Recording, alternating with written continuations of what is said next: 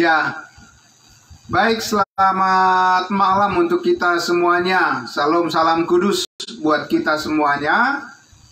Ya, Bapak Ibu yang kekasih dalam nama Tuhan Yesus Kristus, yang sudah hadir di ruangan Zoom meeting kita, ya, maupun yang ada di live streaming Facebook maupun di live streaming nanti juga yang ada di YouTube, ya. Ya, selamat malam semuanya. Terkhusus saya menyapa Bapak kita, Bapak Julianus Tarapetan, biasa dipanggil Pak Yus Tarapetan. Ya, selamat malam Bapak. Ya, puji Tuhan, kita akhirnya bisa bertemu.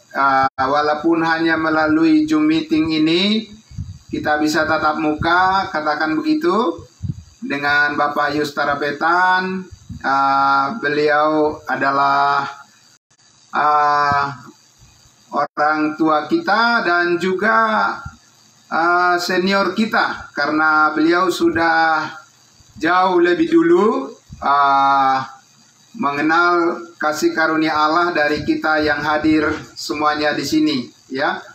Jadi, ya, puji Tuhan. Dan saya mau menyampaikan bahwa Bapak Yus Tarapetan ini, beliau ini adalah pemberita Injil yang sangat setia, yang tidak pernah kendor semangatnya, mulai sejak beliau menerima keselamatan sampai sekarang sudah lebih dari 70 tahun usianya, kalau tidak salah, ya. Jadi, ya, sampai sekarang masih atau sekitar 70-an tahun lah, begitu ya. Ya, kalau nggak salah, ya, masih terus. Oh, 78 tahun. 78 tahun. Waduh, puji Tuhan, luar biasa. Tapi semangatnya memberitakan Injil, ya, 11-12 dengan almarhum Bapak Doni Rahabau. Ya kan, tidak pernah kendor sampai dipanggil pulang ke surga. Semangatnya terus memberitakan Injil. Jadi inilah buktinya bahwa kasih karunia Allah sanggup menyanggupkan kita semua sampai pada hari terakhir pertandingan iman kita. Tuhan Yesus memampukan kita dan Roh Kudus memampukan kita semua untuk terus bersaksi baginya. Amin.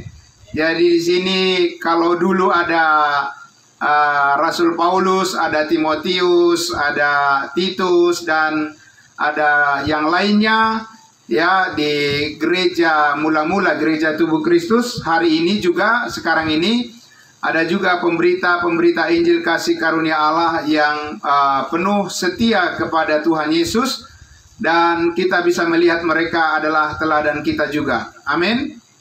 Puji Tuhan, Bapak Ibu Saudara. Jadi saya beberapa kali kontak dengan Pak Yus Tarapetan, dan dulu bahkan sebelum ada Zoom meeting ini kami suka berdiskusi atau bertukar pikiran melalui handphone, ya. Tapi sekarang sangat bersyukur kita bisa langsung melalui Zoom meeting kita ini, kita bisa bertemu dengan beliau, dan kita berharap Bapak Yus Tarapetan doakan terus beliau ini nanti hari-hari Kamis berikutnya. Nanti ke depan kita akan jadwalkan menjadi pembicara di dalam Zoom meeting hari Kamis Ministry seperti ini, ya. Dan tentunya setelah saya pemaparan sebentar dalam acara sesi kedua, waktu kita sharing atau berbagi pengalaman, nanti kita akan berikan kesempatan yang cukup untuk Pak Yus Tarapetan, untuk beliau bisa menceritakan pengalaman-pengalaman yang luar biasa, bagaimana beliau dipakai oleh Tuhan untuk memberitakan Injil kasih karunia Allah di daerah Manado dan sekitarnya. Puji Tuhan, ya. Jadi yang pasti Pak Yus, kami semua yang ada hadir di sini, kita semua sangat menyambut kehadiran Bapak malam hari ini dan bersyukur kepada Tuhan. Kami akan nanti bisa mendengarkan pengalaman-pengalaman bagaimana Tuhan memakai Bapak Yus di dalam pemberitaan Injil, sehingga kami juga semua bisa belajar dari apa pengalaman yang telah Bapak alami, itu bisa kami teruskan juga di tempat di mana kami masing-masing melayani ya Pak. Puji Tuhan. Nah, jadi nanti sesudah selesai saya pemaparan ampunan, yaitu untuk bangsa Israel dan tubuh Kristus. Ya, baik.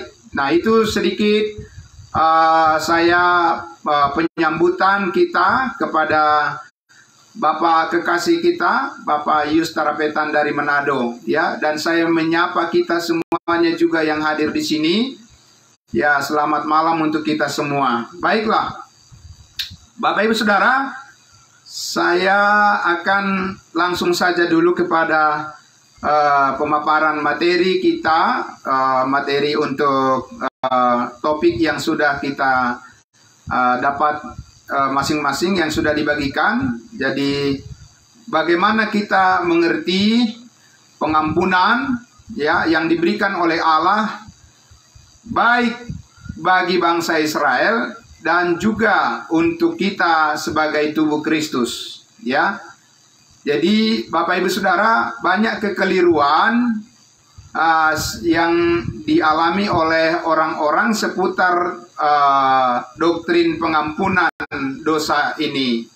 Di zaman sekarang ini, ya, di zaman sekarang ini itu bisa dengan mudah kita jumpai, ya, bagaimana banyak orang masih keliru untuk memahami pengajaran tentang pengampunan dosa, ya, pengampunan segala dosa, dan itu membuat rintangan, ya. Jadi Bapak Ibu sekalian, pelan-pelan saja kita menyimak ya penjelasan ini ya. Jadi itu membuat kekeliruan, itu membuat rintangan bagi orang-orang untuk datang pada keselamatan berdasarkan iman pada kasih karunia Allah ya. Nah, Bapak Ibu Saudara, kita tahu bahwa inti daripada keselamatan itu adalah apa? Itu adalah pengampunan segala dosa. Amin. Jadi apabila seseorang kurang memahami atau tidak memahami arti daripada salib Kristus atau pekerjaan yang sudah selesai, yang sudah dilakukan oleh Kristus di atas kayu salib, apabila mereka tidak begitu memahaminya, makna daripada salib itu yang sesungguhnya, maka mereka juga akan sulit juga untuk mengerti tentang keselamatan yang pasti, keselamatan berdasarkan kasih karunia Allah dengan pasti, ya. Nah, tetapi sebaliknya apabila ya seseorang mengampuni segala dosa manusia sekali untuk selama-lamanya, maka orang itu akan dengan mudah memahami apa artinya keselamatan di dalam Kristus dan akan menerimanya dengan tulus ikhlas sepenuh hati, ya, bahwa keselamatan itu adalah pemberian Allah dengan cuma-cuma dan itu diterima melalui iman karena Kristus yang telah membayar segala dosa kita dengan lunas dan kita sudah dikuduskan oleh darahnya sekali untuk selama-lamanya. Ya, Bapak Ibu Saudara yang dikasihi Tuhan Yesus, jadi yang menjadi permasalahan itu adalah tidak heran juga banyak orang yang akhirnya karena mereka kurang paham tentang pengampunan segala dosa itu, maka mereka juga akhirnya mengaku dengan mudah-mudahan, ya. Jadi mudah-mudahan selamat begitu ya. Dan karena mereka mengimani bahwa mereka masih orang-orang berdosa, ya.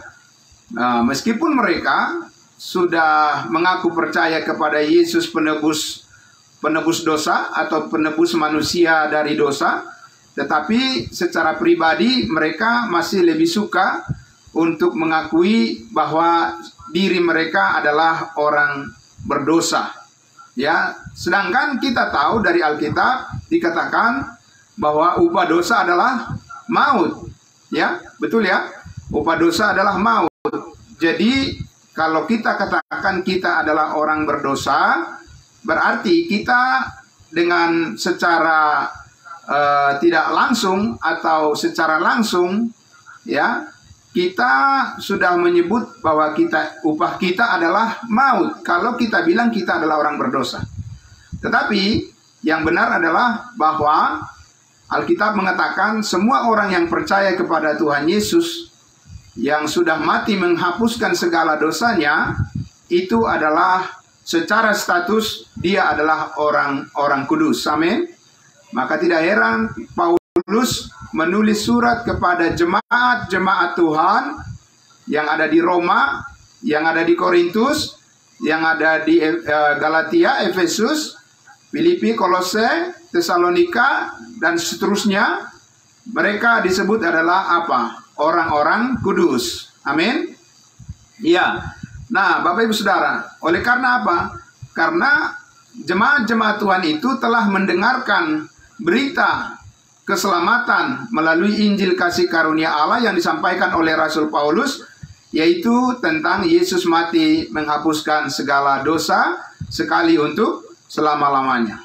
Nah, Bapak Ibu Saudara yang dikasihi Tuhan Yesus, maka karena banyak saat ini ditemukan, ya, banyak dijumpai sekarang ini, konsep pengampunan dosa itu belum selesai. Ya, konsep pengampunan dosa itu belum selesai. Dan itu kalau kita mau lihat di dalam Alkitab, memang banyak fakta yang menyatakan bahwa pengampunan dosa itu belum selesai. Tapi pengampunan dosa yang belum selesai itu, Bapak Ibu Saudara, itu firman yang ditujukan kepada siapa? Ya, firman yang ditujukan kepada bangsa Israel, ya, bukan kepada tubuh Kristus.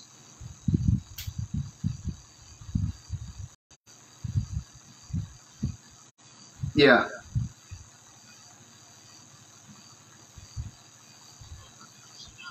Ya, mohon maaf. Ya, mohon maaf, Bapak Ibu, sinyal tadi kurang bagus, jadi sempat terputus ya. Baik, puji Tuhan sudah bisa kembali, saya lanjutkan. Ya, maklumlah, ini kita sedang bertemu di udara, begitu ya. Jadi kita tidak tahu bagaimana sinyal juga kadang-kadang menjadi masalah ya. Tapi puji Tuhan. Baik, saya akan lanjutkan lagi. Tadi sudah saya sampaikan, Bapak Ibu Saudara, bahwa betul sekali di dalam Alkitab itu ada fakta-fakta di mana Tuhan menyatakan firman-Nya bahwa pengampunan dosa itu belum selesai. Ya, pengampunan dosa itu belum selesai. Tetapi kalau kita lihat, firman itu ditujukan pada siapa? Kepada kita tubuh Kristus kah atau kepada bangsa Israel? Nah, itu perlu dipahami sehingga kita perlu lihat konteks daripada ya perkataan Allah di dalam Alkitab itu ditujukan kepada siapa? Allah mengatakan apa kepada siapa? Karena kita harus melihat bahwa Allah telah membedakan di dalam Alkitab itu, ya, di dalam sejarah umat manusia, bahwa ada bangsa pilihan, namanya bangsa Israel, keturunan Abraham, Ishak, dan Yakub. Tetapi bukan hanya bangsa Israel yang ada juga bangsa-bangsa lain di luar daripada bangsa Israel, ya. Dan program Allah bagi bangsa Israel itu dibedakan dengan program Allah bagi bangsa-bangsa lain. Nanti akan kita lihat di mana perbedaannya, ya, di mana bedanya. Dan terkait dengan hal itu juga, maka pengampunan, memahami pengampunan yang diberikan oleh Allah bagi umat manusia dalam konteks Tuhan menyampaikan firman-Nya melalui bangsa Israel, dan dalam konteks Tuhan menyampaikan firman-Nya, ya, bukan melalui bangsa Israel, itu perlu kita pahami supaya kita mengerti posisi kita di mana. Amin. Ya, jadi supaya kita tidak mencampur adukan, ya, Allah berfirman kepada siapa dan apa yang dikatakannya, itu penting kita pahami supaya kita tidak mengambil bagian yang mana seharusnya kita tidak ada di sana. Tetapi kita harus mengambil bagian di mana Allah menempatkan kita di dalam tubuh Kristus itu sendiri. Amin. Amin, puji Tuhan. Nah, karena itu Bapak Ibu Saudara, saya mengajak kita untuk melihat contoh, ya, melihat salah satu contoh di mana Allah menyampaikan kepada umatnya, bangsa pilihannya, tentang pengampunan yang belum selesai, pengampunan yang belum tuntas disampaikan kepada mereka. Ya, kita lihat di dalam Yesaya 53. Mari kita buka Alkitab kita di dalam Yesaya pasal 53. Yesaya pasal 53, ayatnya yang pertama sampai ayatnya yang ke-12. Saya akan langsung saja membacakannya, ya, Bapak Ibu Saudara bisa mengikutinya, ya. Yesaya pasal 53 ayat 1 sampai 12. Demikian firman Tuhan. Siapakah yang percaya kepada berita yang kami dengar, dan kepada siapakah tangan kekuasaan Tuhan dinyatakan? Sebagai taruk ia tumbuh di hadapan Tuhan, dan sebagai tunas dari tanah kering ia tidak tampan, dan semaraknya pun tidak ada sehingga kita memandang dia, dan rupa pun tidak sehingga kita menginginkannya. Ayat 3. Ia dihina dan dihindari orang, seorang yang penuh kesengsaraan dan yang biasa menderita kesakitan. Ia sangat dihina sehingga orang menutup mukanya terhadap dia, dan bagi kita pun dia tidak masuk hitungan. Ya, jadi ada kata-kata bagi kita. Bagi kita siapa? Nanti akan kita lihat. Ayat 4. Tetapi sesungguhnya penyakit kitalah yang ditanggungnya, dan kesengsaraan kita yang dipikulnya. Padahal kita mengira dia kena tulah, dipukul dan ditindas Allah. Tetapi dia tertikam oleh karena pemberontakan kita. Dia diremukan oleh karena kejahatan kita. Ganjaran yang mendatangkan keselamatan bagi kita ditimpakan kepadanya, dan oleh bilur-bilurnya kita menjadi sembuh. Kita, dan kita. Siapa kita yang dimaksud di situ? Ya, apakah itu berbicara adalah orang Kristen? Apakah itu berbicara tubuh Kristus? Ataukah itu kita yang dimaksud adalah orang Israel? Amin. Ini harus jelas dulu nih, ya. Apakah Yesaya itu berbicara tentang tubuh Kristus, ataukah dia berbicara tentang bangsa Israel, bangsa pilihan? Jadi ini harus jelas dulu, supaya firman itu jelas diterapkan kepada siapa tentang pengampunan itu, ya. Nah, kita lihat di ayatnya yang ke-6. Kita sekalian sesat seperti domba, masing-masing kita mengambil jalannya sendiri. Tetapi Tuhan telah menimpakan kepadanya kejahatan kita sekalian. Dia dianiaya, tetapi dia membiarkan diri ditindas dan tidak membuka mulutnya, seperti anak domba yang dibawa ke pembantaian, seperti induk domba yang keluh di depan orang-orang yang menggunting bulunya, ia tidak membuka mulutnya. Sesudah penahanan dan penghukuman ia terambil, dan tentang nasibnya siapakah yang memikirkannya? Sungguh ia terputus dari negeri orang-orang yang hidup. Dan karena pemberontakan umatku ia kena tulah. Orang menempatkan kuburnya di antara orang-orang fasik, dan dalam matinya ia ada di antara penjahat-penjahat. Sekalipun ia tidak berbuat kekerasan dan tipu tidak ada dalam mulutnya. Tetapi Tuhan berkehendak meremukkan dia dengan kesakitan apabila ia menyerahkan dirinya sebagai korban penebus salah. Ia akan melihat keturunannya, umurnya akan lanjut dan kehendak Tuhan akan terlaksana olehnya. Sesudah kesusahan jiwanya, ia akan melihat terang dan menjadi puas, dan hambaku itu sebagai orang benar, yang benar, akan membenarkan banyak orang oleh hikmatnya, dan kejahatan mereka dia pikul. Sebab itu aku akan membagikan kepadanya orang-orang besar sebagai rampasan, dan ia akan memperoleh orang-orang kuat sebagai jarahan, yaitu sebagai ganti karena ia telah menyerahkan nyawanya ke dalam maut. Dan karena ia terhitung di antara pemberontak-pemberontak, sekalipun ia menanggung dosa banyak orang dan berdoa untuk pemberontak-pemberontak. Bapak Ibu Saudara, itulah lukisan tentang anak domba Allah yang dikatakan di ayatnya, kita lihat dikatakan di ayatnya yang ke-5. Coba kita lihat di ayat 5. Tetapi dia tertikam oleh karena pemberontakan kita. Pemberontakan kita. Kita siapa ini? Ya. Dan dia diremukkan oleh karena kejahatan kita. Kita siapa ini? Ganjaran yang mendatangkan keselamatan bagi kita ditimpakan kepadanya. Ya, siapa yang dimaksud dengan kita di sini? Dan oleh bilur-bilurnya kita menjadi sembuh. Nah, Bapak Ibu Saudara yang dikasihi Tuhan Yesus, ini sangat penting kita belajar Alkitab itu, memahami siapa yang berbicara kepada siapa. Ya, itu harus dibagi dengan tepat. Firman Tuhan itu harus dibagi dengan tepat, tidak boleh dicampur adukan.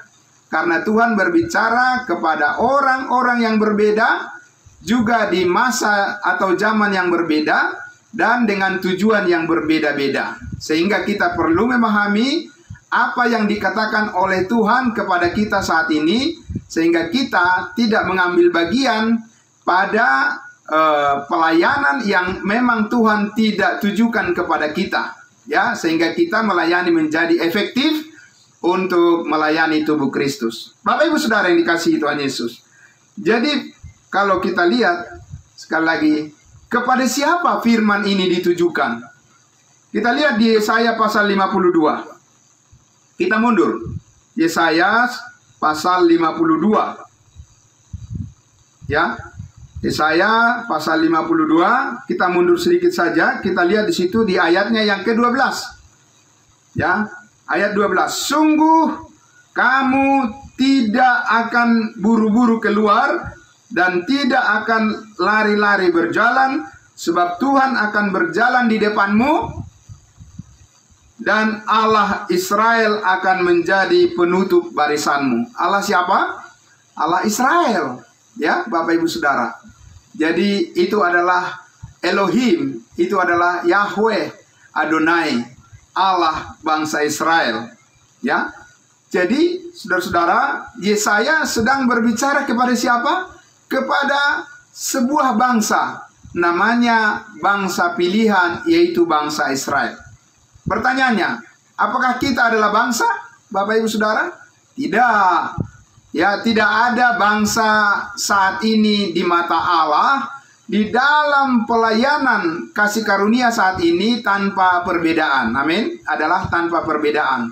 Tidak ada perbedaan suku bangsa, warna kulit, ya, bahasa, dan lain sebagainya, ya, tingkat sosial dan sebagainya, tidak ada. Semua saat ini adalah satu tubuh. Amin. Yaitu tubuh Kristus. Tidak ada perbedaan, ya, bangsa, suku, dan bahasa saat ini. Setiap orang yang percaya kepada Yesus Kristus yang sudah mati mengampuni segala dosa sekali untuk selama-lamanya, orang yang percaya itu dimeteraikan dengan Roh Kudus. Amin. Dan Roh Kudus membaptiskan orang itu ke dalam tubuh Kristus dan menjadi bagian dari Allah untuk selama-lamanya, kekal selama-lamanya. Amin.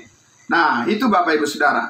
Kemudian kita lihat di dalam Yesaya 54. Mari kita lihat di Yesaya pasal 54.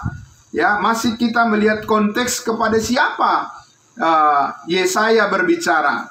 Apakah kepada tubuh Kristus saat ini, ataukah dia berbicara kepada sebuah bangsa pilihan? Yesaya 54 ayatnya, ya, Yesaya pasal 54 ayatnya yang kelima.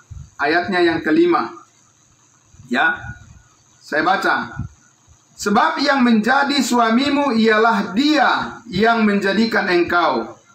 Ya, kata dia di situ adalah huruf besar. Ya, berarti itu adalah kata ganti ketiga daripada Allah sendiri.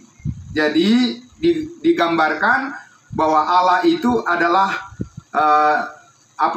suami daripada orang bangsa Israel. Digambarkan sebagai sebuah keluarga yang tidak bisa terpisahkan, karena Allah sudah memilih bangsa Israel menjadi bangsa pilihannya, imamat yang rajani di hadapannya selama-lamanya.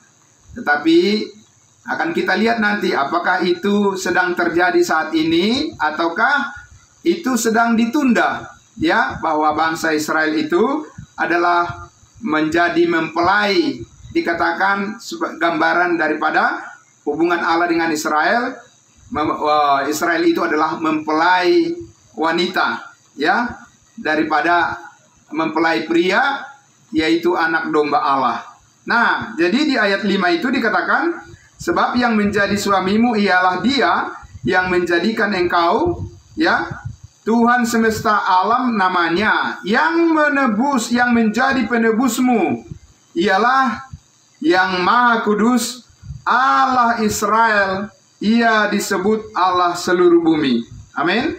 Allah Israel disebut Allah seluruh bumi. Ya. Dan ini jelas sekali, Bapak Ibu Saudara, akan menjadi nyata Allah Israel itu menjadi Allah seluruh bumi kalau bangsa Israel sudah dipulihkan di hadapan Allah menjadi bangsa kerajaan Allah, ya, imamat yang rajani di bumi ini. Dan apabila Allah sudah menebus mereka dari segala dosa dan pemberontakan mereka, apabila Allah telah menebus mereka dari segala dosa dan pemberontakan mereka, ya, ya. Dan kita tahu bahwa bangsa Israel suatu saat nanti mereka akan melewati masa sengsara besar, ya. Mereka akan melewati masa sengsara besar di bumi ini di bawah pemerintahan anti-Kristus. Dan itu belum terjadi sekarang, nanti, ya. Nah, Bapak Ibu Saudara yang dikasihi Tuhan Yesus, jadi jelaslah kita lihat bahwa tadi dikatakan bahwa Yesaya sedang berbicara kepada bangsa Israel bahwa oleh bilur-bilurnya, ya, oleh bilur-bilurnya orang Israel disembuhkan, ya. Nah, Bapak Ibu Saudara, kalau kita bertanya, disembuhkan dari apa? Disembuhkan dari segala dosa dan pemberontakan mereka. Mereka dipulihkan di hadapan Allah. Pertanyaannya, apakah orang Israel sekarang sedang dipulihkan di hadapan Allah? Tidak. Orang Israel, bangsa Israel saat ini, ya Bapak Ibu Saudara, bukanlah bangsa yang sedang menyembah Tuhan Yesus, ya, menerima Yesus sebagai Tuhan dan Juru Selamat mereka. Tidak, Bapak Ibu Saudara. Lagi pula saat ini di hadapan Allah, tadi sudah saya sampaikan, tidak ada perbedaan bangsa.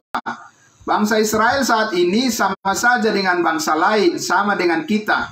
Artinya, kalau mereka ingin diselamatkan, itu bukan berdasarkan perjanjian Allah kepada nenek moyang mereka, kepada Abraham, Ishak, dan Yakub, tetapi mereka diselamatkan berdasarkan iman kepada kasih karunia Allah.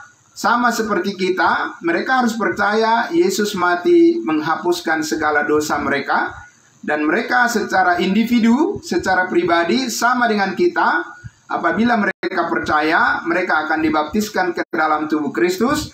Dan tubuh Kristus nanti semuanya akan diangkat di awan-awan pada saat Yesus datang yang rahasia.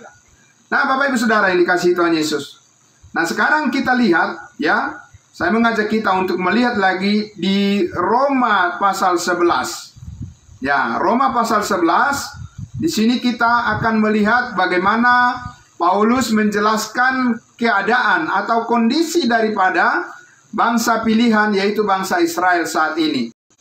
Roma pasalnya yang ke-11, saya akan membacanya. Ya, Roma pasal 11, saya akan membaca mulai dari ayatnya yang ke-11. Ya, Bapak Ibu Saudara. Kita lihat di situ judul perikopnya, apa judulnya? Israel tersandung, bangsa-bangsa lain selamat. Nah, ini adalah kondisi yang sangat berbeda, ya. Bahwa bangsa Israel saat ini dikatakan sedang apa? Sedang tersandung. Tapi bangsa-bangsa lain apa? Selamat. Amin. Ya, itu artinya Allah membedakan di dalam Alkitab antara Israel dan bangsa lain. Nah, kita harus tahu posisi kita di mana. Kita Israel atau bukan? Ya. Kita bangsa lain atau bangsa Israel, ya. Kita tubuh Kristus atau kita adalah bangsa pilihan. Nah, ini harus jelas dulu. Makanya Paulus membedakan di sini, ya, dengan tentunya ini adalah merupakan firman yang diinspirasikan oleh Roh Kudus. Jadi ini adalah benar adanya. Apanya yang benar?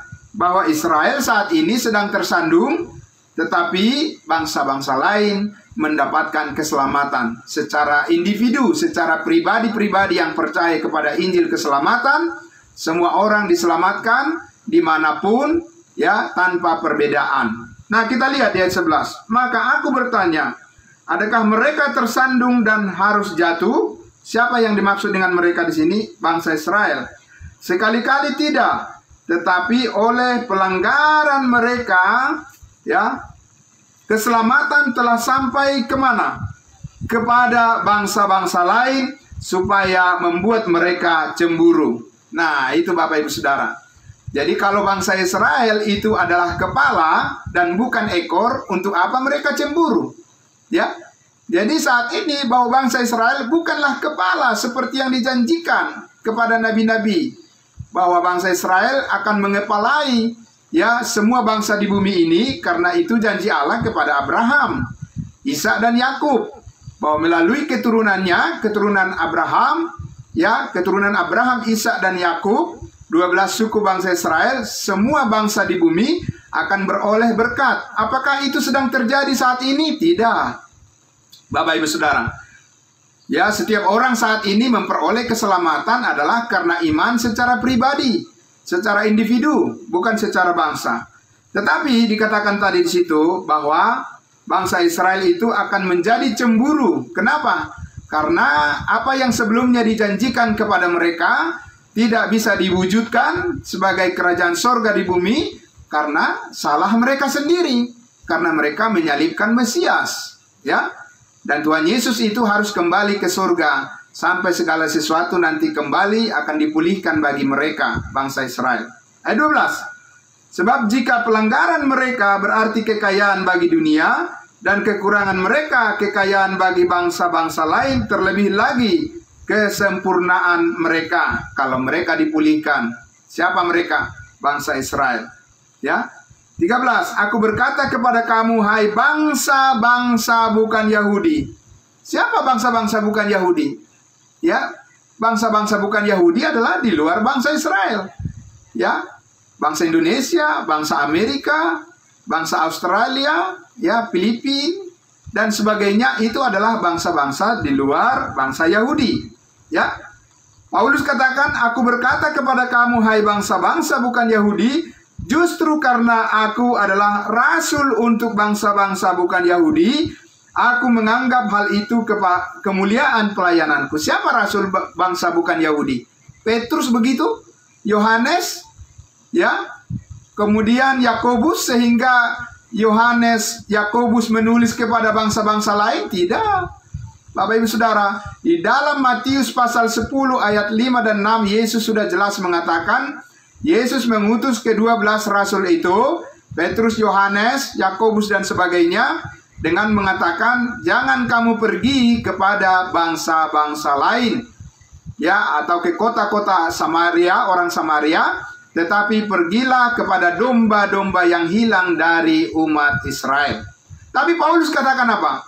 Justru karena akulah, kata Paulus, rasul bagi bangsa bukan Yahudi. Ayat 14, yaitu kalau-kalau aku dapat membangkitkan cemburu di dalam hati kaum sebangsaku menurut daging, dan dapat menyelamatkan beberapa orang dari mereka. Menyelamatkan beberapa orang dari orang Israel secara individu. Keselamatan bangsa Israel itu adalah secara bangsa.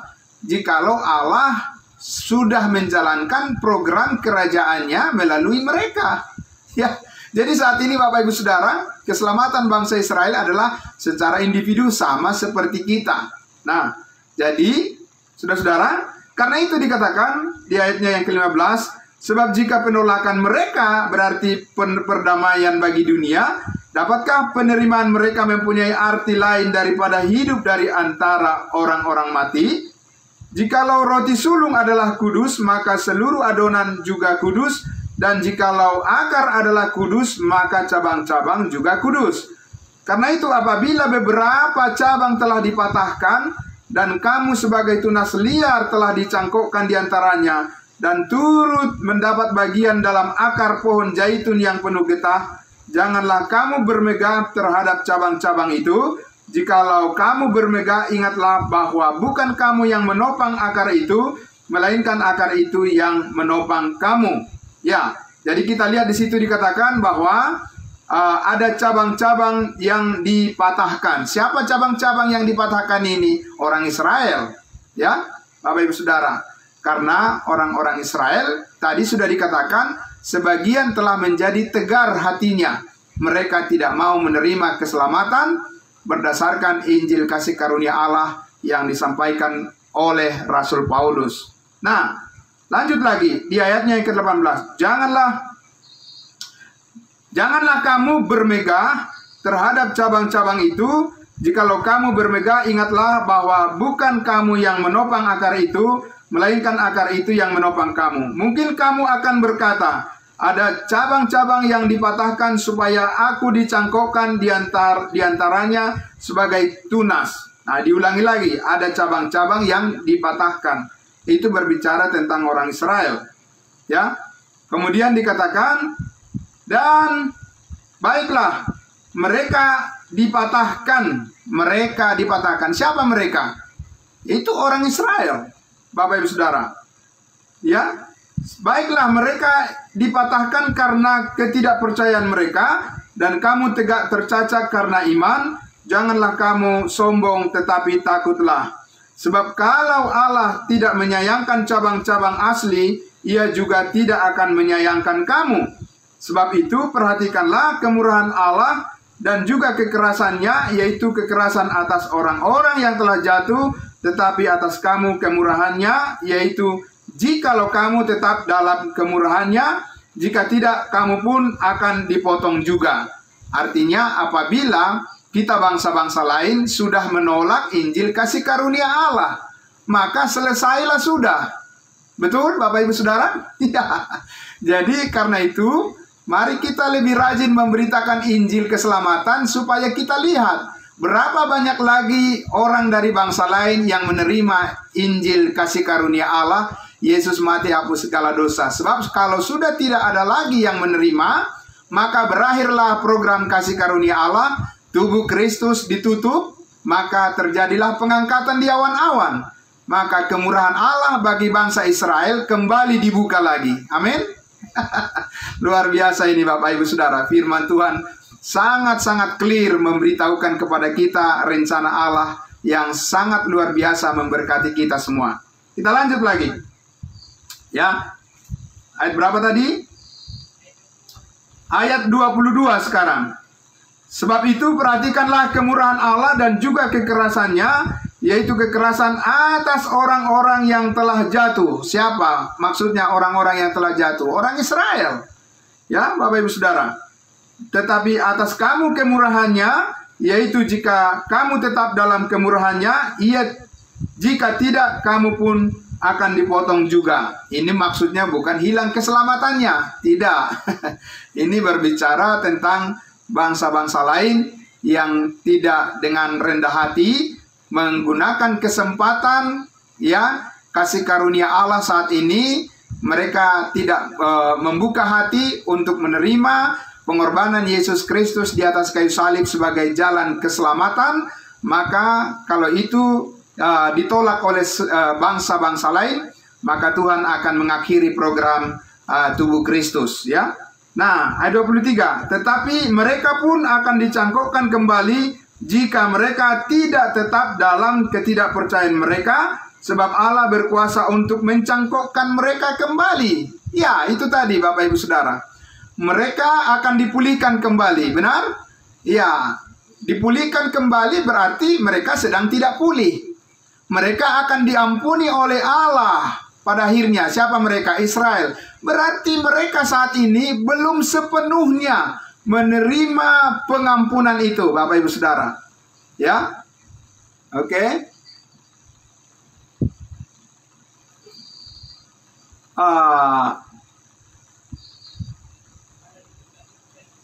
Oke, baik. Kita lanjut dulu. Ya, baik.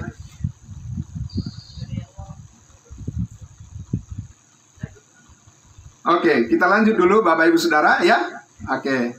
Aman sudah? Ya. Baik. Kita lihat lagi dikatakan di ayatnya yang jadi tadi bahwa orang Israel akan dicangkokkan kembali kepada siapa?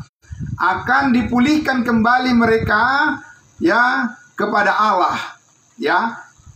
Tapi bukan sedang terjadi saat ini. Nanti kalau Yesus datang kedua kali, mereka akan dipulihkan kembali karena mereka adalah itu adalah umat pilihan Tuhan. Mereka adalah umat kesayangannya, ya.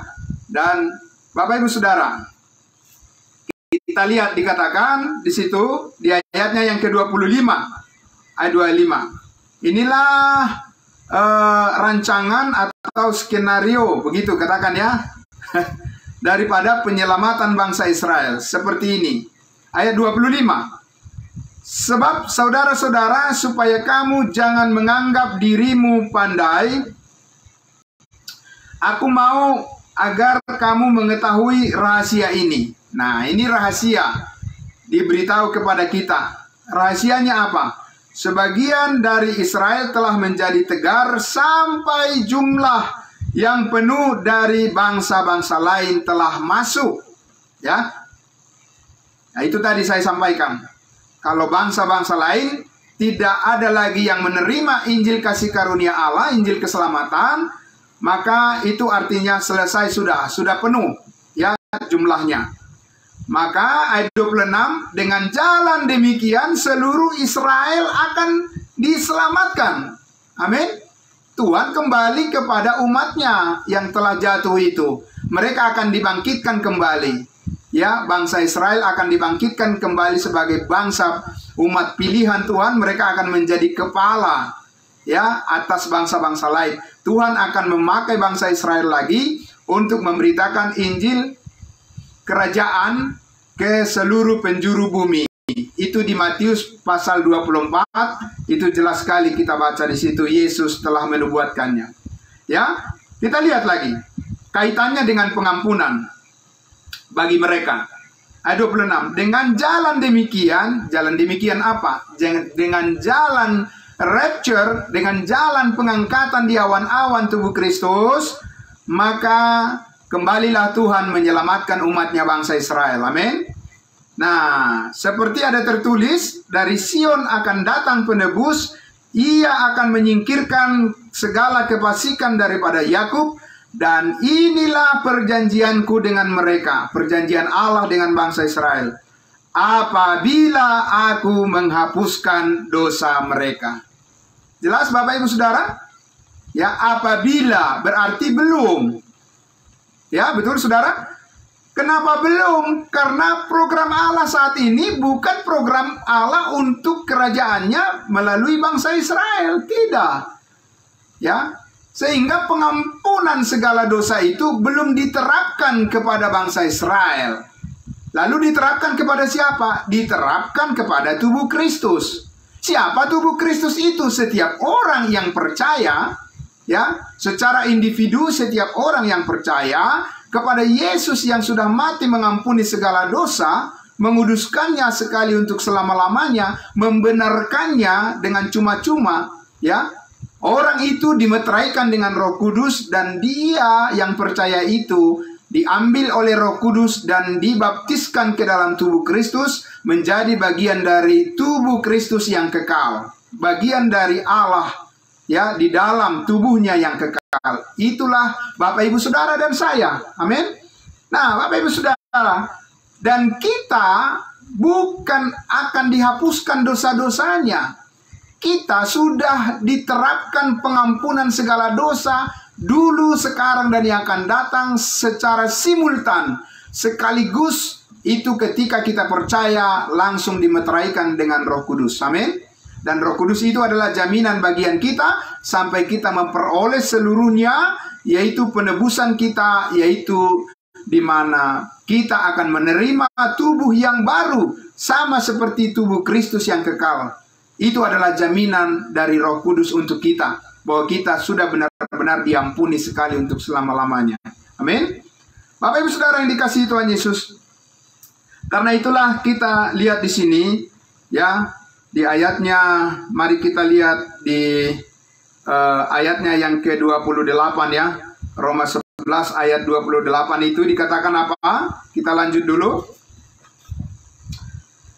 Mengenai Injil, mereka adalah seteru Allah. Siapa? Mengenai Injil. Injil mana? Saudara-saudara, Injil kasih karunia. Amin. Karena kepada bangsa Israel, Allah memberitakan Injil kerajaan sorga. Sudah dekat. Ya. Tapi kepada kita bangsa-bangsa lain saat ini, Injil, berita kabar baik adalah Yesus mati hapus segala dosa. Amin. Mengenai hal itu apa? Tentang salib Kristus, mengenai pekerjaan Kristus yang sudah selesai mengampuni segala dosa, dikatakan orang Israel adalah menjadi musuh Allah. Ya, mereka tersandung dan jatuh oleh salib itu. Tapi saudara dan saya menjadi hidup oleh salib itu. Amin. Kita berdiri dan kita dibangkitkan dari antara orang mati. Dulu kita sudah mati karena pelanggaran dan dosa kita. Tapi oleh kasih karunia Allah, kita sekarang telah dihidupkan kembali bersama-sama dengan Kristus. Amin. Bapak Ibu Saudara, itu berita kasih karunia saat ini. Tapi bangsa Israel dikatakan mengenai Injil kasih karunia Allah, mereka adalah seteru, musuh daripada Allah. Tetapi mengenai pilihan, mereka adalah kekasih Allah oleh karena nenek moyang. Ya, betul sekali Bapak Ibu Saudara, kata Paulus ini. Karena Allah mengingat perjanjiannya kepada nenek moyang mereka, bangsa Israel. Mereka pun dikeluarkan oleh Allah dari perbudakan di Mesir. Ya, Alkitab mengatakan apa? Maka Allah mengingat perjanjiannya dengan Abraham, maka dia melepaskan bangsa Israel dari perbudakan di Mesir. Nanti pun ketika Tuhan Yesus datang lagi kedua kali ke bumi ini di Bukit Zaitun, Bapak Ibu Saudara, sesuai dengan janjinya kepada murid-muridnya, itu pun Yesus datang nanti karena Allah mengingat perjanjiannya dengan nenek moyang mereka, Abraham, Ishak dan Yakub, bahwa melalui keturunan Abraham, Ishak dan Yakub, semua bangsa di bumi akan beroleh berkat keselamatan. Kapan itu persisnya terjadi, Bapak Ibu Saudara? Pada saat kerajaan 1000 tahun nanti di bumi ini. Amin. Disitulah memerintah Yesus Kristus bersama dengan semua orang Israel yang percaya, yang akan menjadi imamat yang rajani di kerajaan 1000 tahun, memerintah di Yerusalem bersama dengan Kristus Raja di atas segala raja. Amin. Itu Bapak Ibu Saudara. Karena pada saat Yesus datang kedua kalilah seluruh dosa bangsa Israel diampuni dan diterapkan, dan mereka menjadi bersih, dan mereka menjadi suci, dan mereka hidup dalam perjanjian yang baru. Amin. Perjanjian yang baru di mana mereka akan dipatrikan hukum Taurat yang baru di dalam loh hati mereka. Sehingga mereka sudah tahu tentang siapa Allah dan bagaimana mereka menyembah Allah dengan sempurna, baik yang kecil maupun yang dewasa, semuanya mengenal Tuhan, mengenal Allah, mengenal Yesus Kristus Raja di atas segala raja. Mereka tidak akan memberontak lagi kepada Tuhan seperti masa-masa yang zaman dahulu. Ya, Bapak Ibu Saudara yang dikasihi Tuhan Yesus Kristus. Karena itu, ya, sebagai ayat penutup, saya akan bagian pertama kita di topik ini, saya mengajak kita untuk membaca, ya, kita membaca 2 Korintus pasal 5. 2 Korintus pasal 5. 2 Korintus pasal 5, kita akan membacanya, ya. Saya akan membacakan untuk kita semua 2 Korintus pasal 5, dan di sini kita akan melihat bagaimana, ya, Paulus menegaskan kepada kita saat ini bahwa pengampunan itu sungguh sudah sempurna dianugerahkan oleh Tuhan. Amin. Ya, sebagai tubuh Kristus kita sudah menerima pengampunan itu secara sempurna, dan ini adalah cara Allah untuk mendamaikan dunia saat ini dengan dirinya, ya. Dan melalui iman setiap orang dibenarkan dan hidup dalam damai sejahtera dengan Allah. 2 Korintus pasal 5, ayatnya yang ke-19, saya akan membaca. Ya. Oke. Dari ayat 16 maksud saya. Dari ayat 16. Sebab itu kami tidak lagi menilai seorang juga pun menurut ukuran manusia.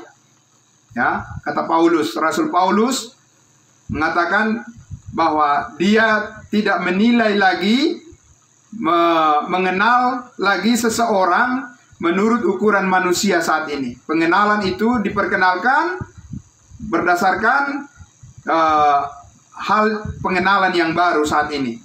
Dan jika kami pernah menilai Kristus menurut ukuran manusia,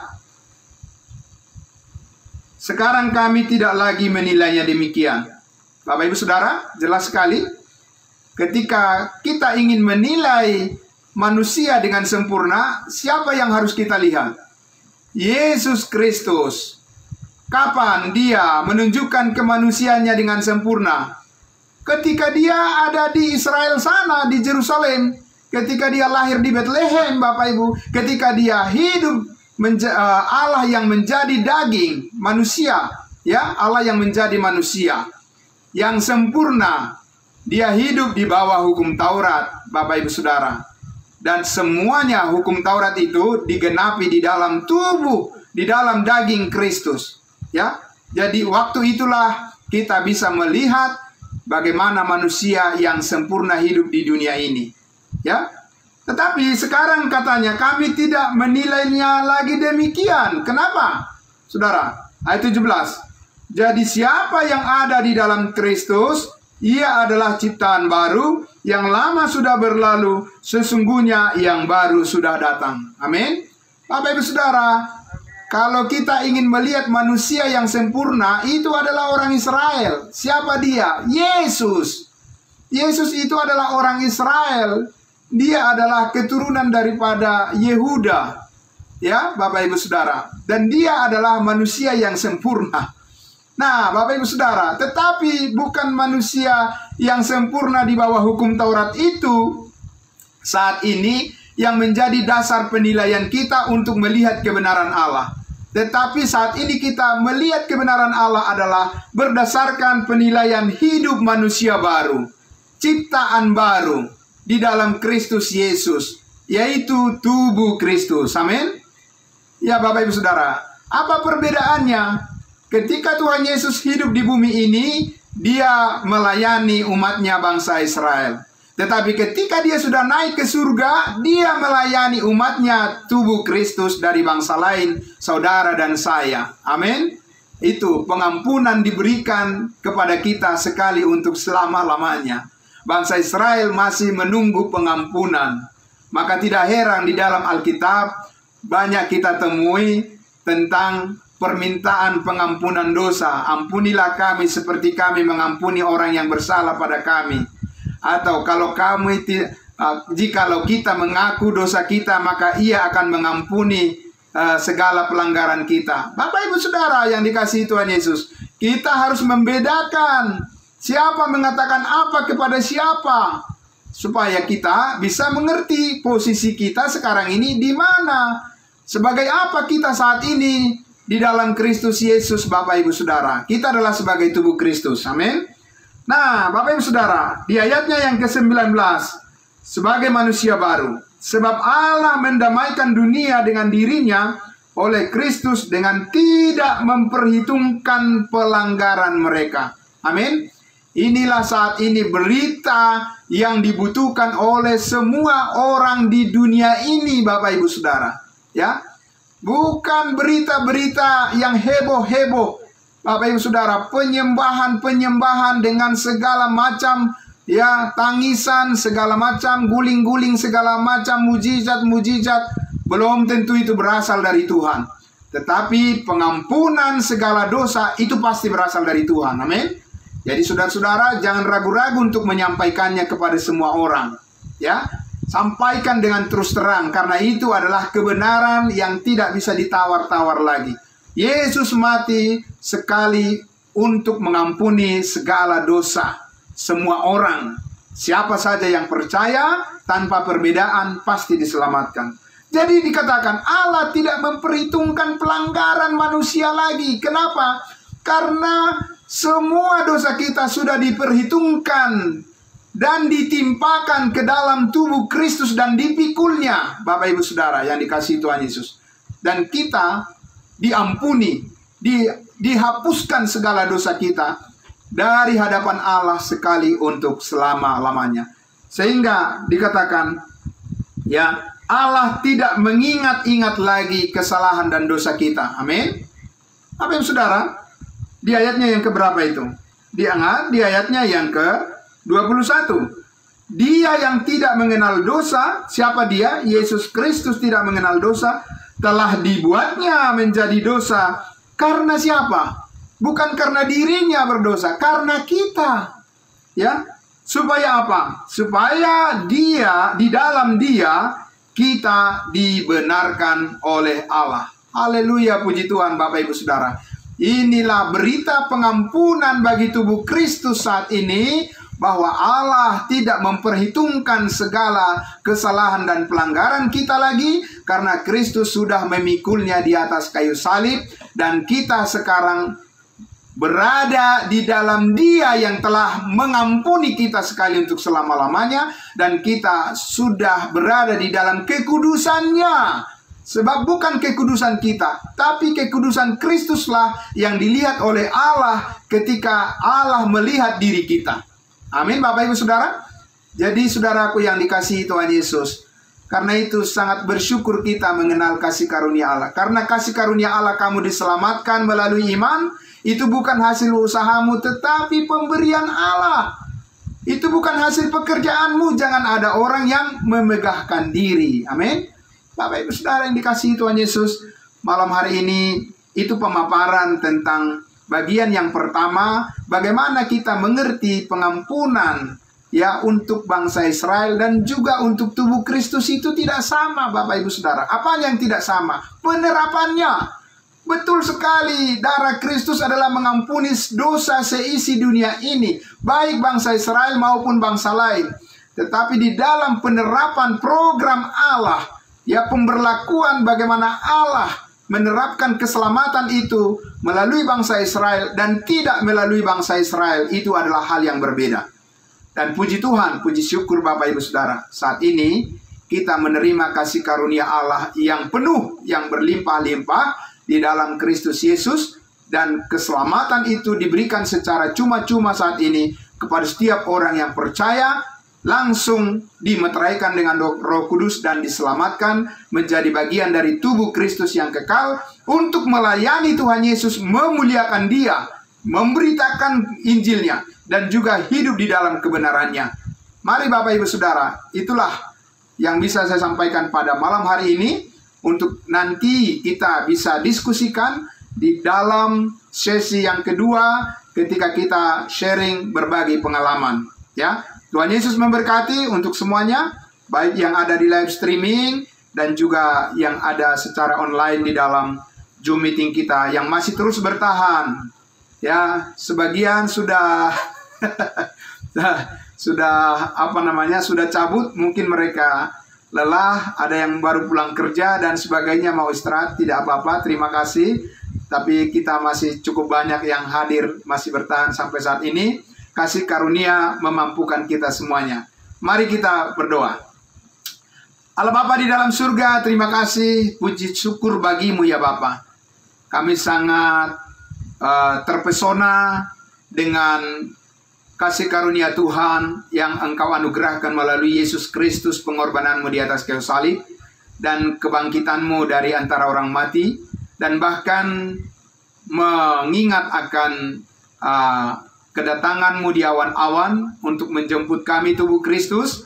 Kami sangat bersyukur kami telah disucikan, dikuduskan, dibenarkan, diampuni, ditebus oleh darah Kristus sekali untuk selama-lamanya, sehingga kami siap untuk mempersembahkan tubuh kami menjadi persembahan tubuh yang benar, yang kudus dan yang berkenan kepada Allah. Terima kasih Tuhan Yesus, kami bersyukur kami sudah diciptakan baru di dalam tubuh Kristus yang kekal, dan kami bersyukur karena kami dipakai untuk melayani-Mu. Dan biarlah kehendak Allah agar semua orang diselamatkan dan memperoleh pengetahuan akan kebenaran. Kami bisa mengemban amanat agung Tuhan Yesus, dan kami bersyukur, dan malam hari ini kami bersyukur dan akan seterusnya bersyukur memuliakan nama-Mu. Di dalam nama Tuhan Yesus kami berdoa.